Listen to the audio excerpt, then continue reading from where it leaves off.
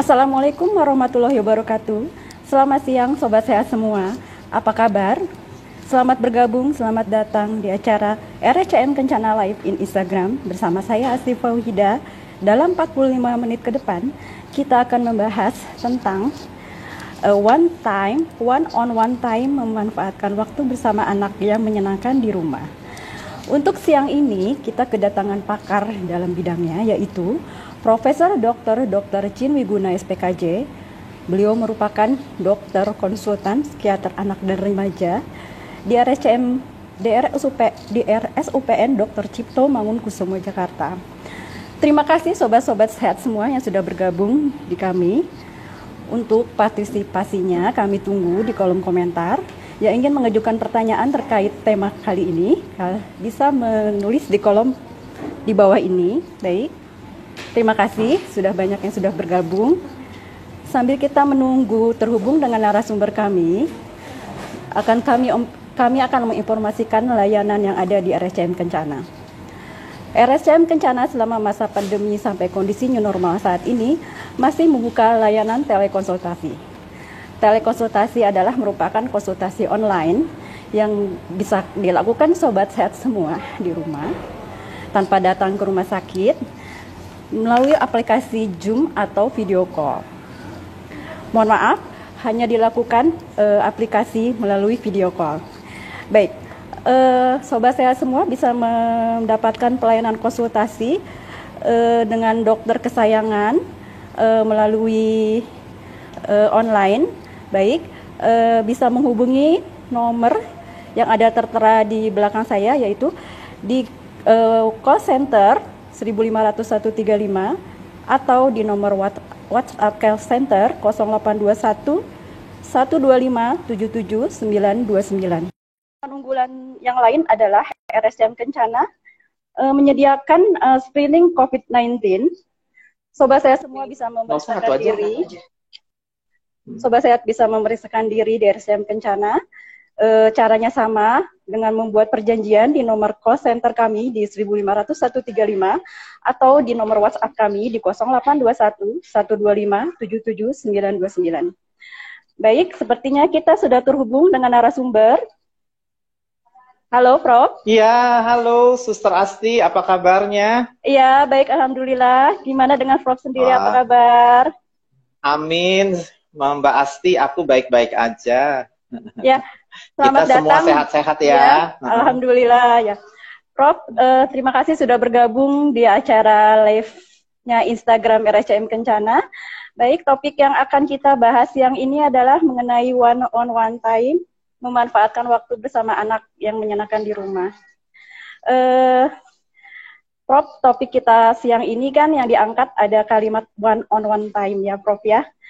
Sebenarnya apa sih prinsip dari one on one time itu sendiri, Prof? Mohon uraian dari Prof. Terima kasih sebelumnya. Terima kasih Suster Asti. Mungkin kita menyapa dulu dengan sobat-sobat sehat kita ya yang tergabung di dalam Instagram dari RSCM Kencana dan juga RSCM Pusat ya. Semoga semua sobat-sobat sehat kita ini terus sehat ya di dalam masa pandemi COVID ini, di dalam masa yang nggak menentu ini ya, Suster Asti ya. Jadi kita mengangkat topik one on one time oleh karena one on one time itu merupakan suatu metode yang tepat banget ya di dalam masa seperti ini. One on one time itu artinya adalah waktu kebersamaan sih ya, yang khusus yang diciptakan oleh orang tua bersama dengan anaknya saja. Jadi di dalam waktu kebersamaan ini biasanya kita tidak berharap adanya gadget atau adanya hal-hal lain yang mengganggu hubungan antara orang tua dan anak. Boleh sih kadang-kadang memakai gadget seperti TV, seperti handphone di dalam masa one on one time ini, tapi tujuannya adalah gadget itu kita gunakan untuk bisa berkomunikasi dengan anak kita. Karena pada dasarnya one on one time ini intinya adalah komunikasi yang efektif nih Suster Asti. Dalam arti di dalam masa one on one time ini kita berharap agar orang tua, entah ibu, entah ayah, bisa terus berkomunikasi secara aktif. Tentunya pada waktu berkomunikasi dengan aktif ini kan kita kan diisi dengan bermain, diisi dengan berbagai macam kegiatan yang bermanfaat tergantung usia anak mereka juga nih, Suster Asti. Nah, oleh karena itu one on one time itu sangat kita sarankan di masa-masa seperti ini, karena kita tahu ya Suster Asti dan juga Mbak Asti, ini saya salah-salah terus nih manggilnya nih, karena kalau di RSM Kencana manggilnya Suster Asti, tapi kita di Instagram Live enaknya Mbak Asti kali ya. Boleh, Prof. Jadi Mbak Asti, jadi di dalam one on one time ini kita berharap agar orang tua bisa memanfaatkan waktu kan tadi yang sebesar-besarnya bersama dengan anak mereka. Karena kan kita tahu kan saat ini mungkin nanti lagi menjelang the new normal ini, mungkin orang tua itu juga mempunyai waktu yang lebih banyak kali ya. Oleh karena mungkin sebagian ada yang work from home, sebagian ada yang work from office, mungkin juga masuknya bisa berganti-gantian. Kita melihat bahwa pemerintah mencanangkan waktu juga kan ya. Masuk jam kerja kita bagi-bagi. Ada yang masuk pagi, ada yang masuk siang.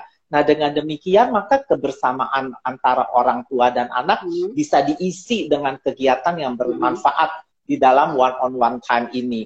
Nah, kenapa sih one on one time itu menjadi penting, Mbak Asti? Karena di dalam penelitian itu ya, kalau one on one time ini berlangsung dengan efektif, dalam arti komunikasi dengan orang tua itu baik, kemudian pada waktu bermain itu menciptakan suasana yang menyenangkan, katanya itu merangsang perkembangan otak anak. Di mana katanya kalau anak-anak itu merasakan suatu kebahagiaan, suatu kenyamanan, dan otak mereka itu akan terangsang atau terstimulasi, sehingga beberapa bagian otak itu bisa berkembang lebih pesat katanya. Misalnya otak bagian depannya, dan juga ada satu tempat yang begitu besar terdampak di otak, ada yang namanya hipokampus, Suster Asti, di mana memori-memori yang menyenangkan ini terekam di dalam otak. Begitu loh, Mbak Asti. Kenapa one on one time menjadi topik kita pada siang hari ini? Baik, gitu Mbak Asti. Ya, Prof. Cukup menarik ya topik kita siang ini. Sobat sehat semuanya, yang akan mengajukan pertanyaan, silahkan mengisi kolom komentar di bawah ini. Baik, sambil menunggu pertanyaan, saya akan bacakan yang sudah masuk ya, Prof, pertanyaannya. Prof, ada smart tip khusus buat ayah bunda untuk membangun keterdekatan antara orang tua dan anak, Prof. Gimana? Menurut Prof, ada smart tip khusus nggak yang bisa kita terapkan di kehidupan kita? Iya. Terima kasih Mbak Asti, pertanyaannya menarik banget ya. Ya, biasanya saya mengatakan kepada orang tua bahwa waktu kebersamaan atau kedekatan kita dengan anak itu bukan dihitung dari lamanya waktu. Bahkan di dalam beberapa kepustakaan itu mereka mengatakan 20 menit aja cukup untuk kalau bisa membangun keterdekatan itu, kalau memang dibangun dengan unsur-unsur cinta kasih, unsur-unsur tulus hati, yaitu unsur-unsur bahwa kita mau membahagiakan anak kita dan anak kita juga bisa membahagiakan kita. Jadi prinsipnya adalah terbentuknya bonding nih. Bonding itu artinya adalah relasi emosi atau ikatan emosi yang terjalin selama proses interaksi ini. Dan bonding ini bersifat timbal balik nih, Mbak Asti. Dalam arti kalau anaknya merasa senang, orang tuanya atau ayah atau bundanya juga merasakan senang. Sehingga senang yang terpancar dari orang tua, baik bunda maupun ayah, dan juga rasa senang dan nyaman yang bahagia yang terpancar dalam diri anak, saling bertemu sehingga katanya menciptakan suatu resonansi atau atmosfer yang membahagiakan. Nah, itulah yang bisa merangsang perkembangan otak sebenarnya. Jadi prinsipnya adalah yang tadi, waktunya bukannya kuantitasnya, tapi kualitasnya sebenarnya. Lalu prinsipnya adalah kita ciptakan suatu happy moment, kita bilang. Jadi dalam arti happy moments itu adalah apa sih yang anak kita suka, kita belajar untuk menyukai apa yang dia suka, dan dari situ kita kembangkan bersama. Ya, sehingga akan tercipta suatu atmosfer yang tadi yang saya katakan, yang atmosfer itu adalah atmosfer yang menunjang tumbuh kembang anak di kemudian hari, Mbak Asti. Itu mungkin prinsip utamanya, Mbak Asti. Gimana, Mbak Asti? Ya, Jadi prinsip smart tip buat kami orang tua khususnya mungkin ya, waktu itu yang paling penting itu adalah kualitas ya Prof ya, kualitas Iya. kita Heeh. bersama anak-anak ya, ya mungkin cukup Nah, jelas. dan Ini juga ada ya, aku akan tambahkan sedikit juga sih Mbak Asti. Prinsip yang lain yang penting juga ayah bunda ketahui dalam proses one on one time atau bonding ini, tadi kan saya bilang ketulusan hati. Nah, ketulusan hati itu juga mencangkup bahwa dalam proses one on one time ini sebaiknya memang fokus dengan anaknya. Kalau memang kita lagi bermain, berkomunikasi, yang ada di dalam pikiran kita adalah memang tercurah buat anak kita atau remaja kita. Nah, dengan demikian kita nggak ada pikiran macam-macam lagi. Contohnya misalnya saat ini saya lagi Instagram Live sama Mbak Asti. Jadi yang ada di dalam pikiran saya adalah bagaimana saya berbagi apa yang saya ketahui dengan Mbak Asti tanpa saya mikirin hal yang lain. Saya nggak mikirin saya udah makan siang atau belum. Saya nggak pikirin abis ini saya mau mengerjakan apa. Tapi saya semuanya mencurahkan pikiran saya untuk momen bersama Mbak Asti saat ini. Untuk bisa berbagi buat sobat-sobat sehat kita. Nah itu juga hal yang penting nih Mbak Asti. Jadi buat ayah bunda itu, jadi kalau memang mau menciptakan one on one time, maka kita bikin schedule aja dalam satu hari. Kira-kira di jam berapa sih yang saya sempat benar-benar saya bisa mencurahkan semua pikiran saya buat anak saya. Dan kapan anak saya memang mau juga one on one time dengan saya. Jangan, oh saya sempatnya jam 1 nih karena udah selesai nih. Masak udah selesai, meeting udah selesai. Tapi anak saya jam 1 mau nonton TV, lalu kita paksa one on one time. Wah, itu bisa nggak terjadi. Biasanya anaknya nangis-nangis karena, aduh aku ada TV-ku, ada kartun Tom dan Jerry-ku yang aku mau nonton misalnya. Jadi dengan demikian, sebaiknya ayah dan bunda bisa ngobrol sama anak. Nah, kita besok bikin one on one time yuk. Kira-kira kamu maunya jam berapa? Nah, kita cari waktu kesesuaian antara waktunya anak dengan waktunya kita. Sehingga memang saat itu yang tercurah pada saat yang kita harapkan itu Mbak Asti. Gitu loh Mbak Asti. Ya, gimana Mbak Asti? ya. Jadi penting juga kita membuat schedule ya Prof ya, jadwal dan menyesuaikan dengan aktivitas mereka berarti ya, intinya seperti itu ya Prof ya. Baik, betul, ini Mbak juga Asti, ada ya. pertanyaan ya. Ada pertanyaan untuk sobat saya semua, ini salah satunya dari ibu single parent. Jadi apakah ada masalah di kemudian hari anak yang dibesarkan oleh single parent mengenai pengasuhan atau pemanfaatan waktu ini, Prof? Ya. Sebenarnya kalau kita berpikir bahwa walaupun single parent, tapi kalau single parent ini bisa bertindak atau memberikan asupan baik dari sisi ayah maupun sisi ibu, saya rasa nggak akan ada masalah sih sebenarnya ya. Karena single parent kan artinya kan orang tua tunggal ya, Mbak Asti ya. Jadi orang tua tunggal ini bisa memainkan peran dia sebagai orang tua yang ayah, bisa juga memainkan peran sebagai ibu. Dalam arti kenapa harus ada peran ayah dan peran ibu? Kalau kita melihat di dalam segi pola asuh yang diberikan oleh ayah dan pola asuh yang diberikan oleh ibu itu berbeda juga ya. Kalau oleh ibu itu kan umumnya adalah yang kita katakan adalah apa yang diberikan umumnya sangat merelaksasi. Jadi kegiatan di dalam rumah, bermain di dalam rumah, bercerita, mungkin menggambar. Sedangkan ayah lebih banyak memberikan stimulasi yang bersifat banyak tantangan, terutama tantangan di luar rumah, lari, lompat. Nah kan kita tahu bahwa semua anak pada dasarnya membutuhkan stimulasi, baik stimulasi motorik maupun stimulasi yang bersifat menenangkan seperti ini. Nah oleh karena itu sebagai single parent, dia harus bisa merangsang anaknya atau menstimulasi anaknya di dalam dua kondisi seperti itu. Kalau bisa diberikan, saya rasa tidak akan ada masalah sebenarnya. Jadi dia pada waktu tertentu, dia bisa membuat anaknya rileks di dalam rumah. Nyanyi bersama, menggambar bersama. Tapi mungkin di akhir-akhir minggu dia bisa ajak anaknya ke taman, di mana dia bisa mengajak anaknya bermain bola, berlari, memanjat perosotan. Maka apa yang dibutuhkan oleh anak itu akan dicukupi oleh sang orang tua tunggal ini. Jadi ya nggak akan ada masalah sih sebenarnya Mbak Asti. Gitu. Baik, Prof. Ya, cukup jelas ya. Jadi untuk para single parent tetap semangat dalam memanfaatkan waktunya bersama anaknya. Mudah-mudahan tetap berkualitas ya, Prof ya. Ini ada pertanyaan, betul. Ada pertanyaan kembali, Prof. Bagaimana membangun kedekatan dengan anak di usia 2,5 tahun? Ya, Prof. Oke.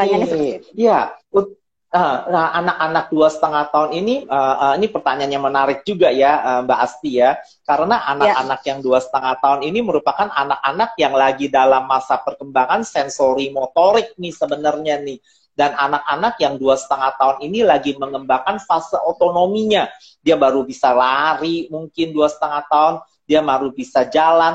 Nah oleh karena itu yang sering kali saya sarankan untuk bunda dan ayah yang mempunyai anak di usia 2,5 tahun ini adalah kegiatan-kegiatan yang di dalam rumah misalnya bisa dia baru mulai bisa ngomong, jadi ajak dia nyanyi misalnya, bermain musik bersama misalnya. Sekarang kan nggak mungkin keluar misalnya kemana ya, ke studio musik karena dalam masa-masa pembatasan sosial transisi ini. Jadi bisa juga di rumah bisa ambil mangkok, ambil gelas, bisa bikin suara-suara dari mangkok atau gelas, terus kita ikutin suaranya, kita bikin lagu-lagu lucu. Nah itu menarik juga loh, buat anak-anak yang 2,5 tahun ini.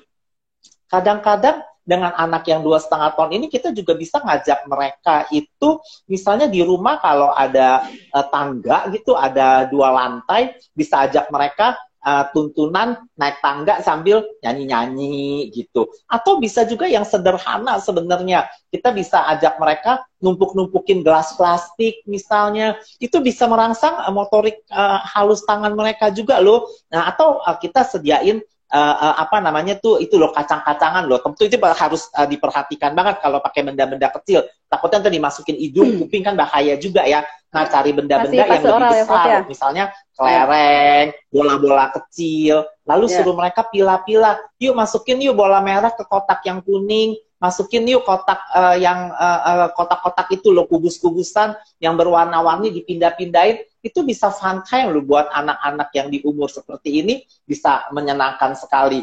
Di samping membangun one-on-one time, juga merangsang kemampuan motorik halus mereka tuh, Mbak Asti. Jadi kan menarik banget ya. Betul. Jadi itu bisa dikerjakan loh sebenarnya buat bunda-bunda. Atau bisa juga sekarang anak-anak suka juga ngelihat foto-foto. Bisa juga sambil ngelihat foto. Itu menarik banget loh. Bisa cerita sama mereka. Dengan demikian, mereka belajar ngomong dari kita dan perbendaharaan kata mereka jadi lebih banyak juga. Ya, menarik ya sebenarnya ya. Iya, sebenarnya banyak hal yang bisa dilakukan ya Prof ya. Sesuai dengan usia perkembangan, sesuai dengan usia perkembangan mereka ya Prof ya. Ya, baik, ini ada pertanyaan Prof dari, oh ya tadi sebelumnya terima kasih untuk Ibu Eni Rosa yang sudah melayangkan pertanyaannya, yang sudah dijawab oleh Prof. Selanjutnya dari Ocean P704, pertanyaannya ini Prof, apakah anak bisa dilakukan pemeriksaan swab? Ya Prof. Anak bisa dilakukan pemeriksaan swab, saya rasa bisa ya.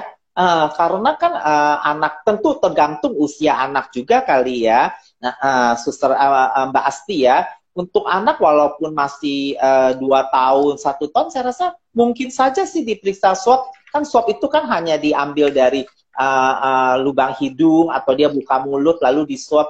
Saya rasa sih nggak ada kesulitan ya. Gitu. Oh, ya, baik, jadi ya, mungkin bisa dilakukan. Ya, terkait dengan pemeriksaan swab di rumah sakit kami di RSCM Kencana membuka layanan pemeriksaan screening COVID-19 berupa pemeriksaan swab juga. Kami menggunakan drive-thru untuk pemeriksaan swab. Bisa dilakukan di kami dengan melalui perjanjian di nomor call center 1500 135 atau di nomor WhatsApp call center kami di 0821 125 77929. Baik Prof, kita kembali ke pertanyaan selanjutnya dari Lin Gunawan 75. Selamat siang Prof, anak kami balita 2 orang. Kalau kami kumpul bermain mereka beda kemauan. prioritas ke kakak atau ke adik dulu ya, Prof? Terima kasih, Prof. Sebenarnya kita nggak bicara prioritas ke kakak atau prioritas ke adik dulu. Jadi sebenarnya karena kan anaknya nih masih balita. Jadi sebenarnya balita itu belum banyak belum banyak nuntutnya kalau kita bilang gitu loh. Nah, jadi kebijakan orang tua adalah kalau kita bermain bersama, kita bisa bilang, hari ini kita main sama kakak, main yang kakak mau dulu ya. Nanti besok dengan adik. Jadi nanti kita giliran misalnya. Jadi nggak ada masalah. Jadi kalau dari awalnya mungkin bisa saling marah-marah, tapi lama-lama mereka tahu bahwa orang tua di rumah menerapkan aturan sebenarnya Mbak Asti. Jadi aturannya pakai giliran. Jadi saya seringkali juga ditanya sih dalam kaitan dengan ini sama orang tua. Dok, ini setiap akhir minggu kita pusing banget nih dok. Kakak mau makan di Kentucky, adiknya mau makan McDonald. Bapaknya mau makannya di kafe Betawi. Aku mau makannya lain. Jadi kita pusing dok. Kita setiap kali berantem setiap berangkat.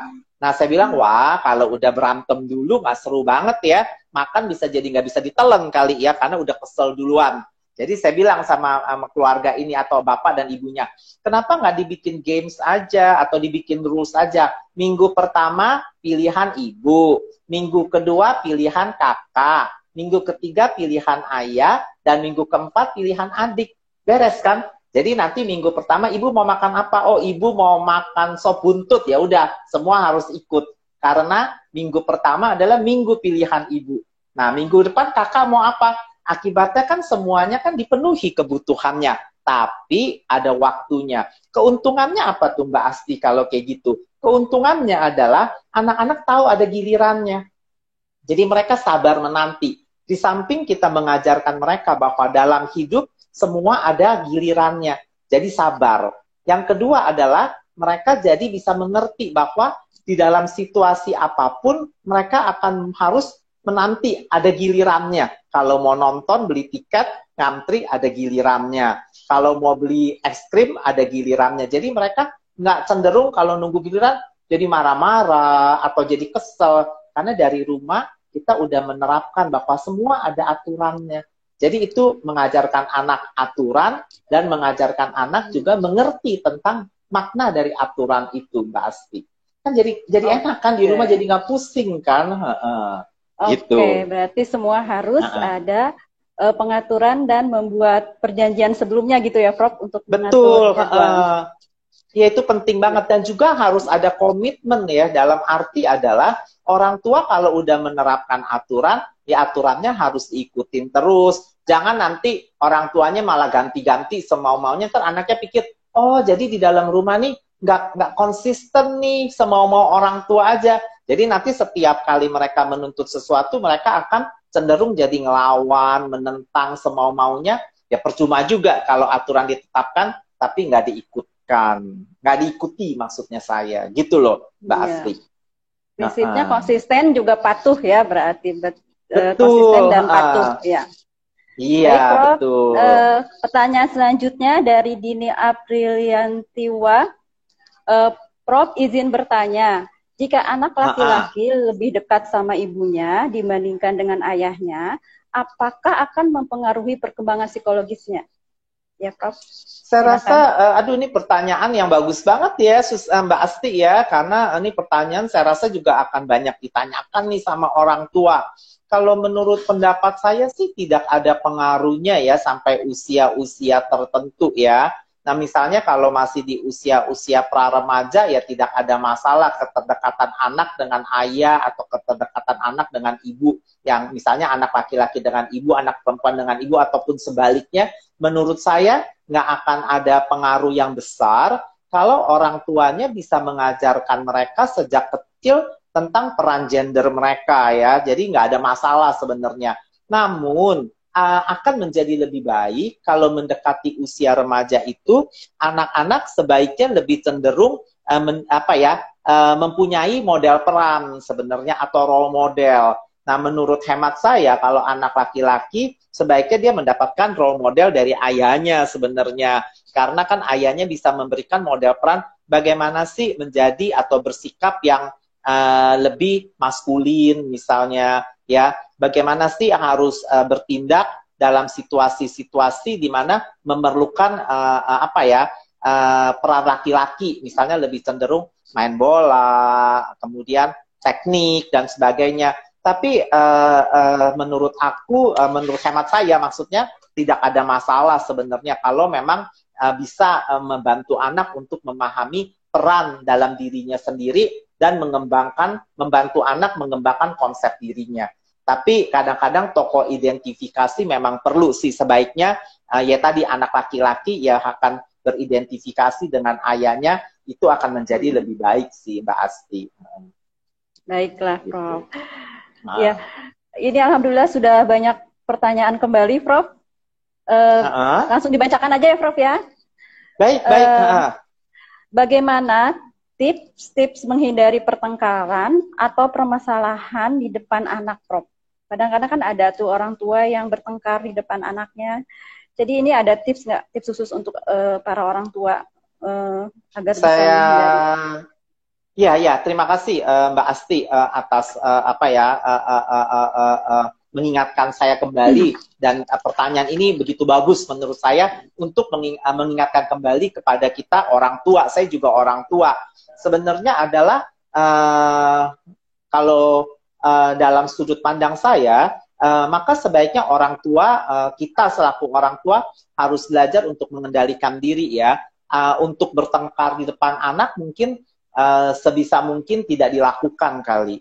Oleh karena kita akan memberikan contoh yang buruk untuk anak-anak kita, bahwa penyelesaian masalah itu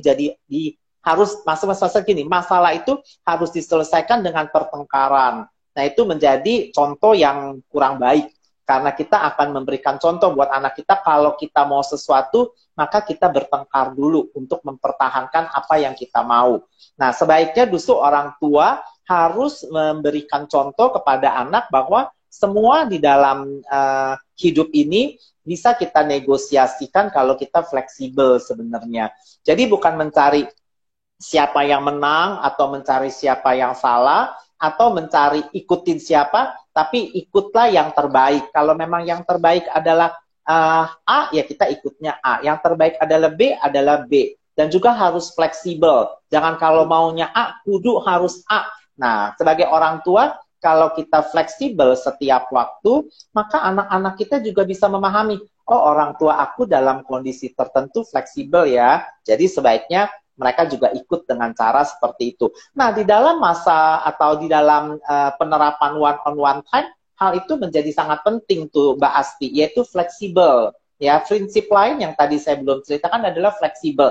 Dalam arti misalnya kita udah membuat schedule, hari ini kita mau one-on-one time, tapi tiba-tiba ada yang lebih penting, misalnya nenek sakit atau ada apa yang tidak bisa kita hindari, maka kita beritahu kepada anak, nah kita harusnya one-on-one time nih jam 10, namun kamu tahu kan nenek yang ada di pasar minggu lagi kurang sehat, jadi kita harus menjenguk nenek. Gimana kita one-on-one time-nya nanti di rumah nenek aja ya, sambil melihat nenek, sambil kita bisa one-on-one time di sana. Atau one-on-one time-nya nggak jadi di kamar dedek ya, kita one-on-one time-nya nanti di mobil aja, sambil ayah nyetir, kita bernyanyi bersama ya, satu keluarga ya, walaupun nenek sakit, kita tetap semangat ya nak ya, kita nyanyi aja di dalam mobil, atau nanti ibu bacakan kamu cerita aja ya di dalam mobil ya, gitu. Kalau naik kendaraan umum, nggak apa-apa nak, nanti kita one-on-one time-nya di busway aja ya.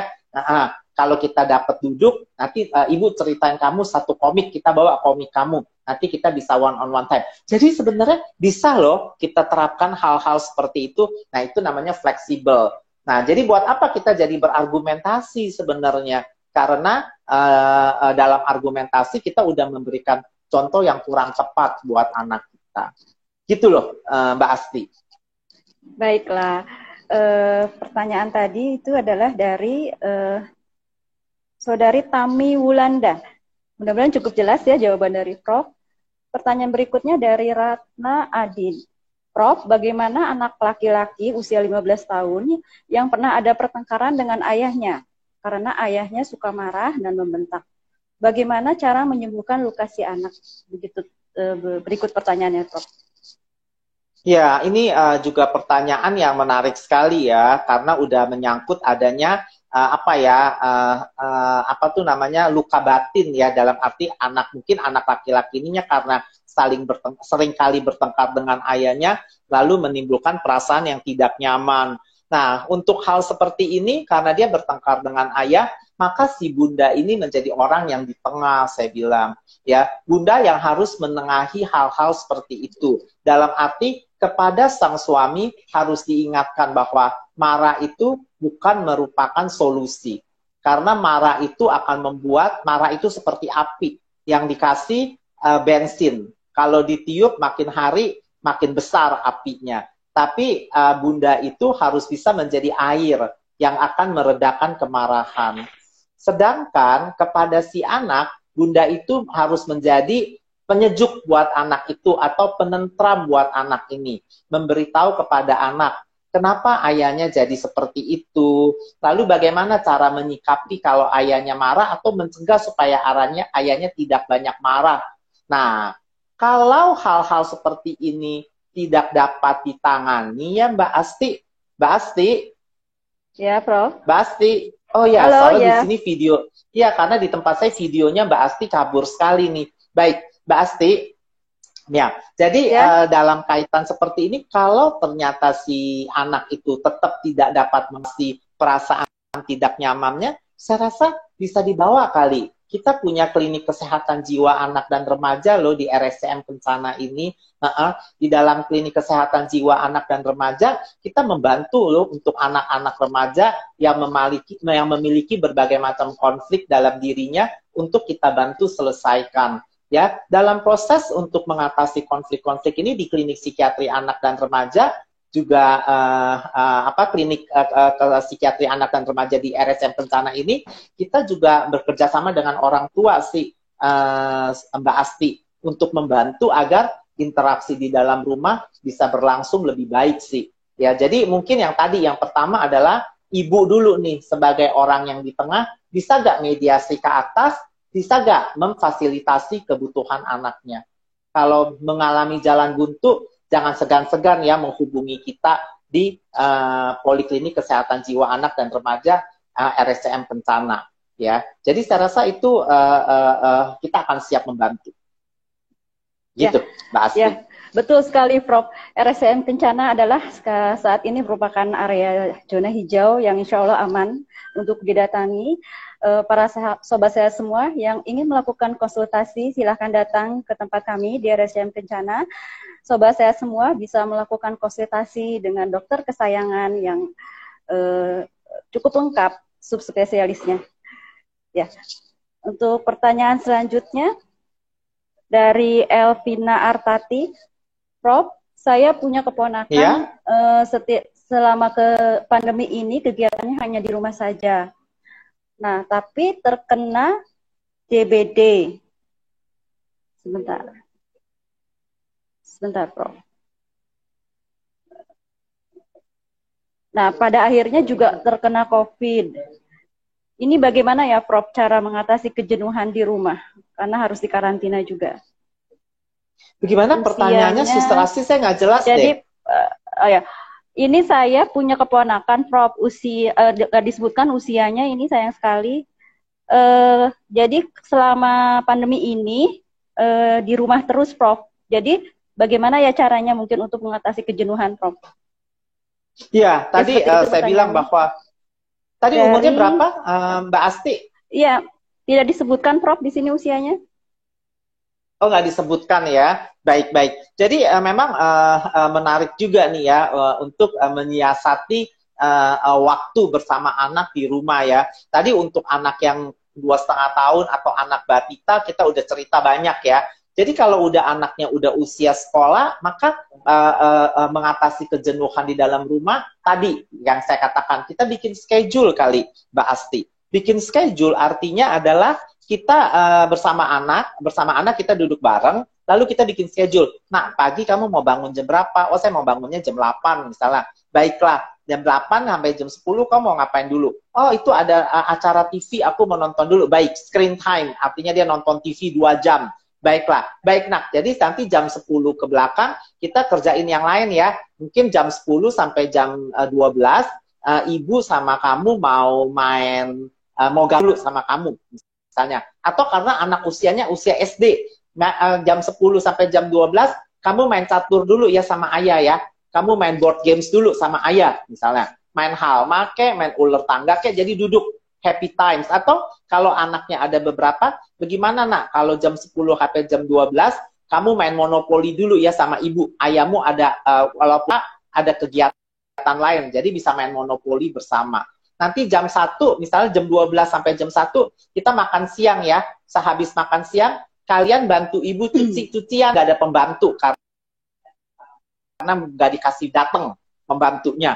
Jadinya, atau pembantunya itu pulang, jadi nggak boleh balik lagi, bantu-bantu. Nanti jam 1 sampai jam 3, kamu mau ngapain? Tidur siang deh nak ya, tidur siang. Nanti jam 3 sampai jam 5, ayahnya udah sempet.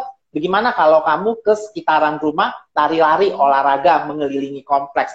Seharian deh habis. Bisa dikerjakan bersama dengan anak. Jadi banyak kalau anaknya udah usia SD, bisa mengerjakan kegiatan di luar rumah, bisa olahraga kecil, bisa main board games, atau kalau misalnya anaknya suka yang IT juga, gimana kalau kita bikin video-video bareng. Itu lucu-lucu loh. Nanti video barengnya kalau udah selesai di-compile. Jadi film pendek, upload deh ke Instagram. Semua orang senang ngelihat happy moments antara orang tua dan anaknya. Kalau anaknya udah remaja, malah lebih banyak lagi sebenarnya kegiatan yang bisa dikerjakan. Biasanya kalau anak-anak remaja lebih suka me time, jadi lebih suka sendiri atau sama temennya. Nah, jadi waktu kita bersama dia, kita bisa kreasi, mau ngapain ya? Nah, misalnya kalau antara ibu dan anak perempuannya, bisa, oh kita bagaimana kita kreasi hijab baru, yuk. Kan seru juga ya, bikin kreasi pakai hijab baru, gimana sih? Wah, lucu-lucu juga. Atau ayah dengan anak laki-lakinya, gimana kalau kita variasiin sepeda kamu? Jadi bikin variasi-variasi baru. Itu juga bisa menciptakan kegiatan yang menyenangkan dan menghilangkan kejenuhan juga. Jadi banyak sebenarnya Mbak Asti yang bisa dikerjain bersama. Betul sekali, Prof. Iya. Ya. Ini terima kasih untuk Ibu Elvira Astuti pertanyaannya. Untuk selanjutnya dari Ibu Lilik Ardani. Prof, untuk usia 11 dan 13 tahun, itu usia pra-remaja mungkin ya. Bagaimana cara mendidiknya? Baik. Seperti itu, Prof, pertanyaannya. Wah, ini suatu hal yang luas banget ya buat anak remaja ya. 11 tahun dia memasuki remaja awal, 13 tahun udah di masa remaja. Sebenarnya tadi mendidiknya itu tentunya saya selalu mengatakan kepada orang tua, jadilah orang tua yang otoritatif, dalam arti orang tua yang demokrasi, orang tua yang siap diajak untuk negosiasi, dan orang tua yang fleksibel dalam menghadapi berbagai situasi. Jadi yang mendidiknya adalah kita bisa negosiasi apa yang anak kita inginkan. Jadi kita yang penting adalah di masa remaja tadi kembali lagi. Kita harus menjadi model peran yang tepat buat mereka. Ajak mereka untuk terbuka, mengemukakan semua hal. Saya rasa itu kuncinya kali ya.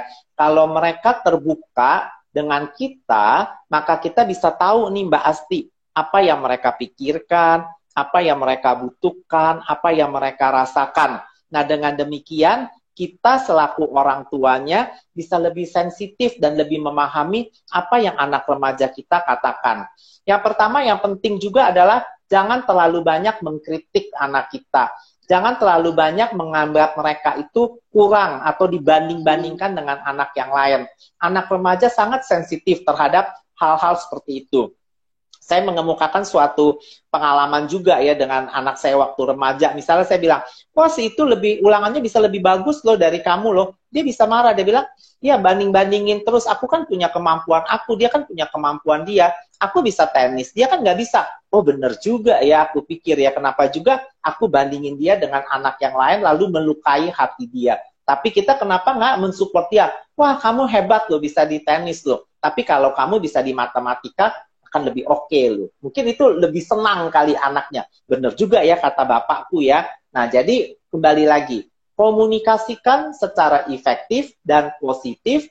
Kemudian juga yang paling penting adalah bersifat demokratis dengan anak kita. Dan juga fleksibel. Seperti itu kali ya, Mbak Iya, Asti baik, ya. Prof. Iya, sangat jelas ya yang apa Prof uraikan ya. Jadi untuk anak para remaja juga yang harus diperhatikan mengenai ini ya Prof, tadi apa namanya yang Prof sebutkan bahwa di usia para remaja itu jangan membanding-bandingkan ya dengan kawannya ya Prof ya. Terus harus diberi Ya, reward juga ya anak ya. Baik Prof. Pertanyaan berikutnya dari Eva Laksmi. Bagaimana memulai one-on-one time yang efektif untuk remaja autis? Ini udah pas nah untuk ini kebutuhan khusus ya. iya betul, ini untuk remaja yang lebih kebutuhan khusus tergantung dari apa ya berat ringan autistiknya kali. Kalau untuk autistik ringan kita bisa mulai mengikuti apa yang anak ini suka. Nah, jadi kembali lagi untuk anak-anak dengan gangguan spektrum autisme ini adalah anak-anak yang memang memiliki kebutuhan yang lebih spesial nih ya Mbak Asti ya.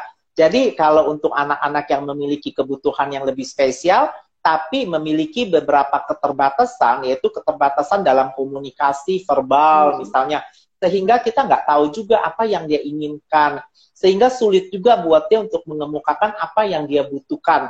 Nah, oleh karena itu, one-on-one time pada anak-anak yang memiliki kebutuhan yang lebih spesifik atau lebih spesial seperti anak dengan gangguan spektrum autisme, maka kita lebih banyak mengikuti apa sih yang dia suka. Kalau memang dia sukanya bermain gunting-menggunting, maka one-on-one time kita bisa isi dengan kegiatan gunting-menggunting. Kalau biasanya dia guntingnya ngacak, sekarang kita minta dia menggunting bentuk-bentuk tertentu.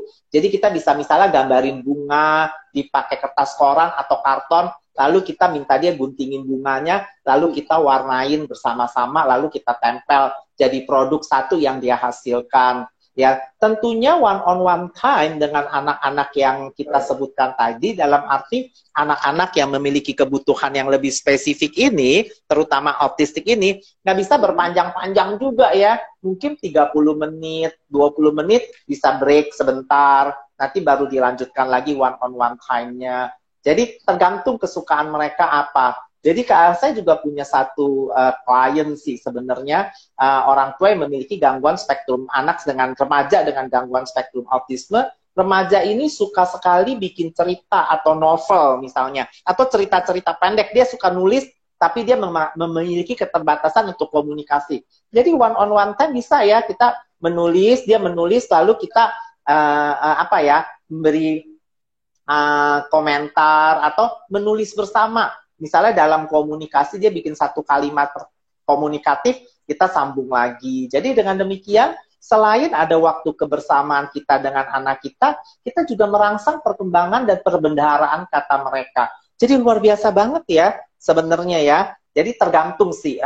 Kalau memang dia autistiknya udah lebih berat, tentunya one-on-one time itu lebih banyak diisi dengan kegiatan fisik kali ya, dalam arti melompat bersama, berlari bersama, sehingga itu lebih memudahkan buat mereka. Gitu loh Mbak Asti. Iya, baik. Ini ya pertanyaan kembali ya Prof ya.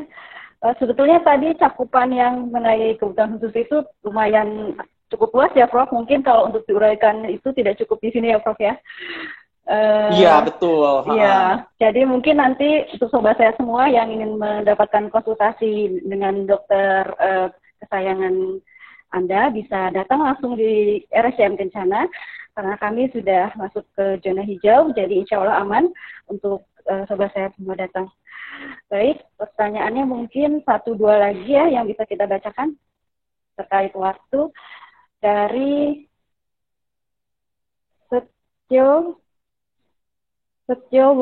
mohon maaf, dari Setiawati Nurin. Prof, izin bertanya, bagaimana memberi penjelasan ke anak karena ayahnya adalah hemofili dan tidak bisa mengajari untuk bermain bola dan lain-lain. Mungkin untuk aktivitas fisik ya, karena memang ini berisiko perdarahan mungkin ya, Prof.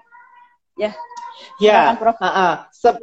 Sebenarnya buat sang ayah yang memiliki adanya keterbatasan tertentu, nggak harus juga bahwa ayah yang harus yang ngajarin misalnya. Bisa juga kan dia kan bisa belajar, maksudnya saya gini, nggak harus bermain bola, nggak harus bermain hal-hal tertentu, tapi pada waktu anaknya bermain, mungkin ayah bisa datang kali untuk nonton, misalnya memberikan support, bahwa wah anakku bisa ya bermain ya, nggak perlu hands on main bola sama anaknya, dia bisa belajar dengan orang lain, tapi kehadiran orang tua atau ayah pada saat dia bermain, saya rasa bermakna sekali ya buat sang anak, karena menunjukkan bahwa ayahnya concern, ayahnya mau terlibat. Saya rasa kalau anak yang udah lebih besar pasti memahami banget bahwa ayahnya memiliki satu kendala untuk apa ya, mengajari mereka. Nah, namun dengan kehadiran ayah atau adanya ayah di dalam setiap proses latihan itu, saya rasa itu udah sangat mencukupi sih ya. Kan kita tahu juga ya, Mbak Asti ya, nggak ada hal yang sempurna. Namun dari sekian banyak hal yang kekurangan, apa sih yang bisa kita tambahkan? Yaitu makna kehadiran orang tua dalam setiap latihan, dalam setiap permainan, itu udah bermakna banget sebenarnya. Gitu loh. Jadi nggak ada kata yang kurang. Kita selalu bisa mencari celah di antara keterbatasan-keterbatasan yang ada. Gitu loh, Mbak Asti. Iya, Prof. Terima kasih banyak, Prof. Ya, mudah-mudahan jelas baik. ya jawabannya. Untuk IMA 3939, pertanyaannya adalah, Prof, selama pandemi, anak saya di rumah saja. Cuman interaksi sama saya dan papanya juga sama kakaknya saja. Kemarin saya coba datang ke kantor papanya, setiap ketemu orang asing histeris seperti ketakutan. Cara menanganinya gimana ya, Prof? Lama di rumah mungkin ya, Prof, ini, Prof. Iya, sebenarnya nggak juga sih sebenarnya ya. Maksudnya saya, kalau anak kelamaan di rumah, tapi di rumah itu suasananya itu bisa membuat anak nyaman dan tenang, harusnya tidak membuat anak menjadi ketakutan juga. Jadi kalau dengan anak yang ketemu orang histeris, saya rasa mungkin sebelum pandemi, saya nggak tahu juga apa yang terjadi pada anak ibu ini ya. Dalam arti kalau memang sebelum pandemi dia baik-baik aja, nggak ada masalah dengan ketemu orang, lalu tiba-tiba karena masa pandemi ini dia di dalam rumah aja, dan dia menjadi ketakutan, artinya anak ini ada sedikit problem dengan adaptasi ya, dan berarti anak ini ada kecenderungan tidak begitu fleksibel ya, di dalam kondisi tertentu dia mudah berubah karakternya, dalam arti dalam situasi tertentu yang tidak nyaman akan membuat dia menjadi insecure, makanya ketemu orang dia menjadi sedikit ketakutan. Nah, sedikit saran aja, berarti buat anak-anak yang cenderung bermasalah dalam kondisi adaptasi ini, artinya dia harus dipaparkan lebih banyak kali ya sebenarnya ya.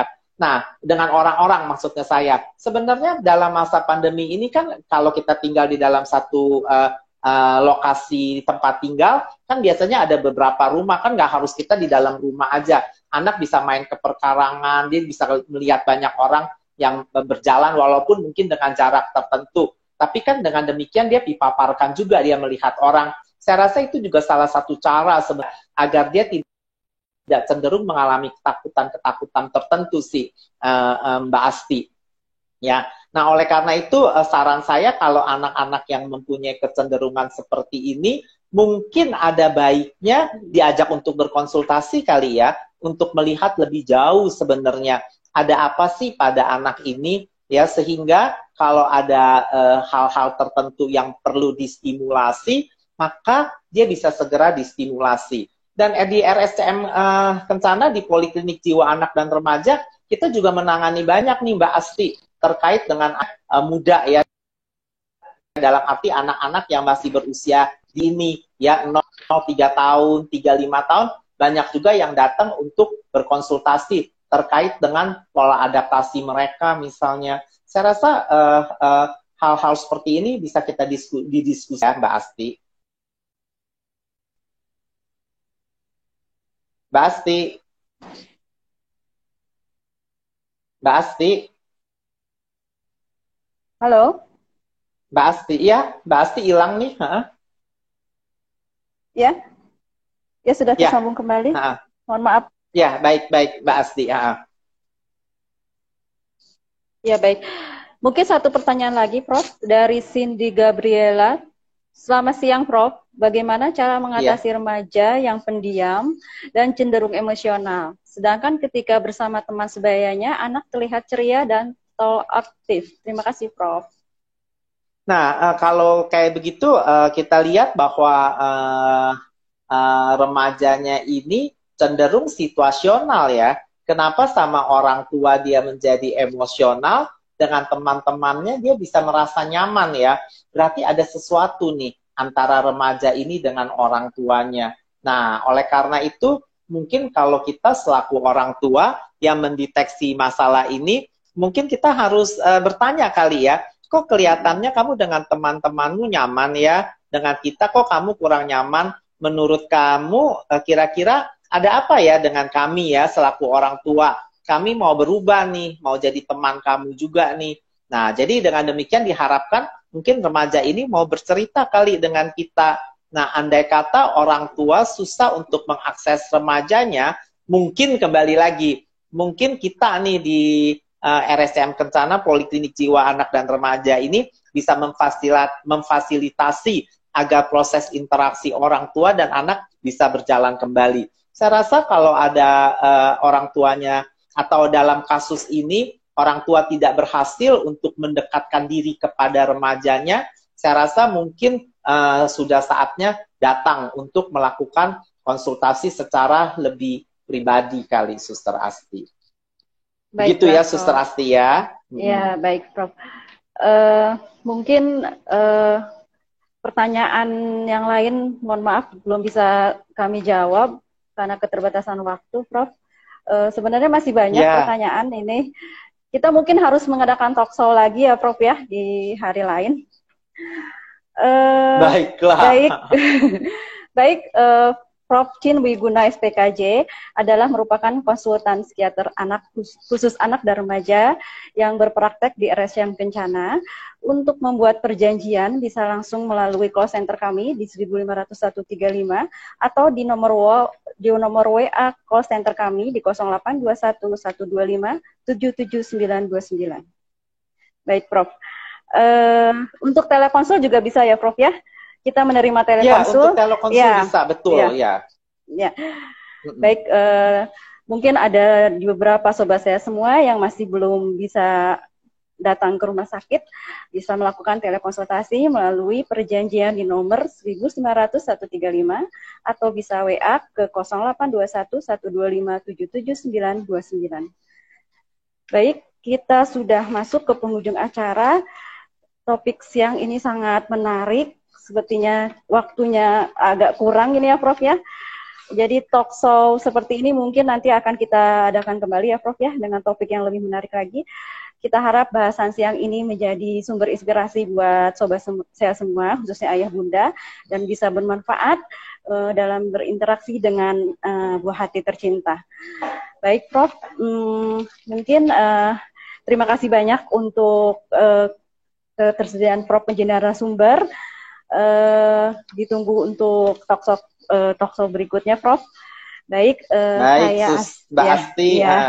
Iya. Mungkin Prof, kami ingin mendapat sedikit saran dari Prof untuk kegiatan talk show ini. Apakah Prof bisa memberikan masukan? Ya, tips akhirnya adalah bahwa jangan, maksudnya saya gini, tips akhir dari saya adalah dekatkanlah diri kita sebisa mungkin dengan anak kita ya. Karena dengan semakin kita dekat dengan dia dan semakin terbuka komunikasi kita dengan anak kita, maka menghindarkan mereka dari berbagai masalah yang mungkin timbul di kemudian hari. Jadi be nice and be a good parents kali ya. Oke, itu kali ya, Mbak Asti ya. Baik. Iya, baik ya. Terima kasih untuk sobat saya semua atas partisipasi dan perhatiannya dalam acara talk show saya kami saat ini. Saya Asti Fauhida undur diri. Mungkin selamat bertemu ya nanti di talk show selanjutnya. Salam sehat, tetap ikuti protokol kesehatan di masa new normal ini. Tetap memakai masker, jangan sampai bosan kita memakai masker, lakukan cuci tangan, jaga jarak, hindari kerumunan, berperilaku PBHS, dan makan bergizi serta seimbang. RSCM menolong, memberikan yang terbaik. RSCM Kencana melebihi harapan pelanggan.